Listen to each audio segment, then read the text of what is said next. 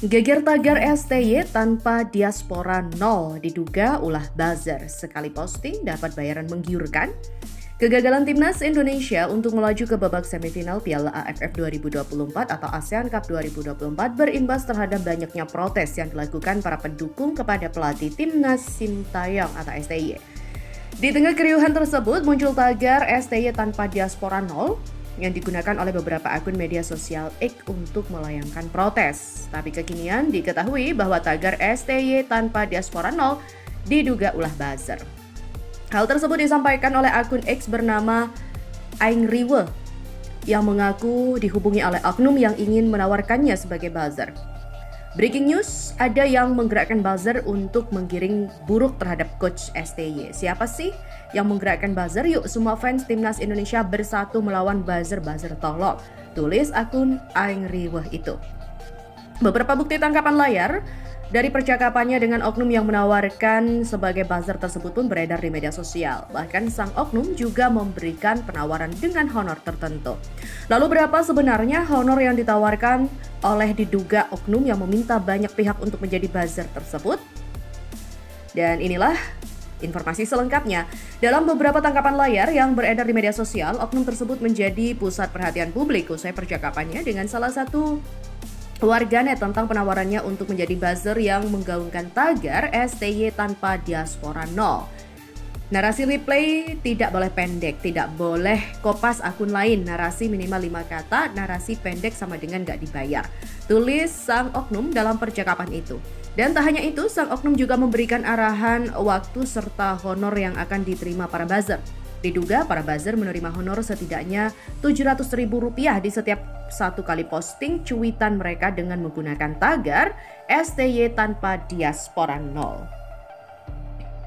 Jangan sampai keputusan gegabah justru bikin Timnas Indonesia terpuruk seperti Arab Saudi. Karena seperti yang kita tahu, membangun tim itu butuh proses yang panjang ya. Timnas Arab Saudi tak pernah menang sejak pecat Roberto Mancini. Jadi pelajaran bagi Timnas Indonesia yang didesak tendang Sintayong kah? Timnas Arab Saudi memang tak pernah menang sejak memecat Roberto Mancini. Apakah ini bisa menjadi pelajaran bagi PSSI yang didesak segelintir netizen untuk memecat Sintayong dari kursi pelatih Timnas Indonesia? Ya, Roberto Mancini hanya mendapatkan kesempatan memimpin skuad Green Falcons julukan Timnas Arab Saudi dalam 18 pertandingan. Selama 18 pertandingan itu, pelatih yang membawa Timnas Italia justru juara Piala Eropa 2020 itu hanya mengemaskan 7 menang, 5 imbang dan 6 kalah. Akibatnya Timnas Arab Saudi rontok di 16 besar Piala Asia 2023 dan terseok-seok di grup C babak ketiga kualifikasi Piala Dunia 2026 zona Asia. Tercatat dari 4 pertandingan grup C di bawah asuhan Roberto Mancini, Timnas Arab Saudi hanya mendapatkan 5 poin dengan rincian 1 menang, 2 imbang dan 1 kalah. Alhasil, Federasi Sepak Bola Arab Saudi, SAFF dan Roberto Mancini sepakat berhenti bekerja sama pada 25 Oktober 2024 lalu.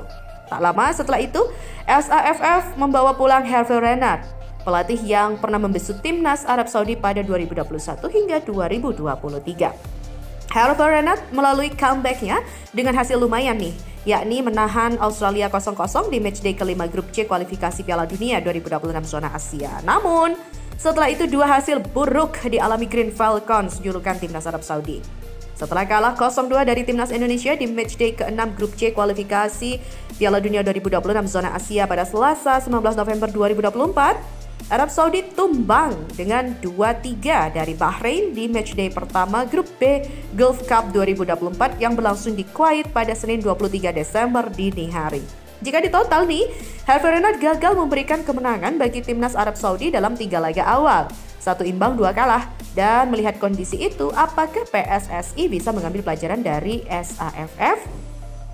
Setelah Timnas Indonesia tersingkir di fase grup Piala AFF 2024, Ketua Umum PSSI Erick Thohir mengatakan akan mengevaluasi pelatih Timnas Indonesia Sintayong. Evaluasi ini dilakukan seperti hal yang tertera di kontrak Sintayong. Di saat bersamaan, segelintir netizen juga menyuarakan hashtag #STYOut di platform X. Sejumlah akun sepak bola di Instagram juga menemukan sejumlah bukti bahwa adanya kampanye hitam yang mendesak Sintayong segera dipecat. Menarik nih menanti keputusan yang diambil PSSI ya. Jadi hashtag #STYOut atau hashtag #STYStay. Ya, terlepas dari itu kontrak Shin Tae-yong bersama timnas Indonesia tersisa hingga 27 nanti. Beredar tangkapan layar yang memperlihatkan adanya kampanye hitam melawan Shin. Bahkan sampai menawarkan bayaran untuk menyebarkan tagar hashtag STY tanpa diaspora 0. Ini mencurigakan banget ya. Tapi tunggu dulu, nggak semua orang termakan dengan narasi ini kok. Banyak netizen yang justru membela Shin Tae-yong, mengingat bagaimana timnas Indonesia mengalami kemajuan pesat sejak beliau datang. Jadi menurut Anda, apakah Shin Tae-yong ini masih layak untuk dipertahankan? Oke, let's discuss. Ngeri memang ya, ada gerakan jatuhkan Shin Tae-yong dari timnas Indonesia. Jagat media sosial Indonesia tengah dihebohkan isu terkait keberlangsungan Shin Tae-yong sebagai pelatih timnas Indonesia. Sejumlah unggahan di platform seperti Twitter dan juga Instagram memperlihatkan adanya gerakan terorganisasi yang diduga bertujuan menjatuhkan pelatih asal Korea Selatan itu.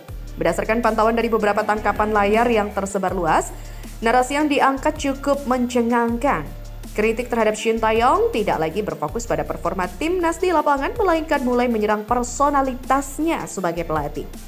Beredar pula tangkapan layar yang seolah-olah berisi tawaran untuk membuat postingan bertagar STY tanpa diaspora 0 dengan iming-iming bayaran. Unggahan-unggahan itu tampaknya bukan sekedar opini individu. Ada pula yang menunjukkan upaya sistematis untuk menciptakan persepsi negatif terhadap Shin Tae-yong. Narasi yang muncul pun cenderung menggunakan bahasa provokatif untuk mempengaruhi warganet lain agar turut menyuarakan ketidakpuasan mereka. Dalam beberapa unggahan, terlihat adanya manipulasi data yang digunakan untuk memperkuat narasi tersebut. Misalnya, beberapa akun menyebarkan statistik yang tidak utuh atau diambil di luar konteks untuk memperlihatkan bahwa timnas Indonesia tidak mengalami kemajuan signifikan di bawah Shin Tae-yong. Padahal di sisi lain, data lengkap menunjukkan bahwa performa timnas sebenarnya mengalami peningkatan, baik dari sisi peringkat FIFA maupun pencapaian di turnamen internasional. Reaksi warganet terhadap gerakan ini pun juga beragam. Tidak sedikit yang memberikan dukungan penuh kepada Shin Tae-yong, mengingat kontribusinya selama 3 tahun terakhir, kendati gagal meloloskan timnas Indonesia senior ke semifinal Piala AFF. Di sisi lain, beberapa warganet yang termakan narasi negatif ikut-ikutan menyuarakan agar posisi Shin segera tergantikan. Seperti salah satu akun yang diduga terlibat dalam gerakan itu menuliskan, kalau cuma performa begini ya lebih baik cari pelatih lokal aja.